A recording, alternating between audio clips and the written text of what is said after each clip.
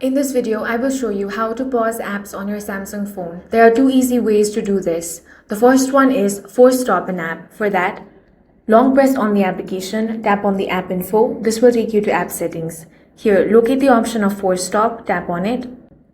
Now, tap on the OK option. This immediately closes the app and stops all of its background activity until you open it again. The second method is to put apps to sleep or into deep sleep mode. For that, launch open settings on your device. Now tap on battery, background usage limits.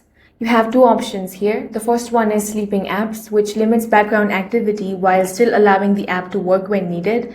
The next one is deep sleeping apps, which completely prevents the app from running in the background until you open it manually. Select whichever you prefer. Now tap on this plus icon and add your app from here. Then tap on the add option. Once added, those apps will follow the background restrictions based on the category you chose.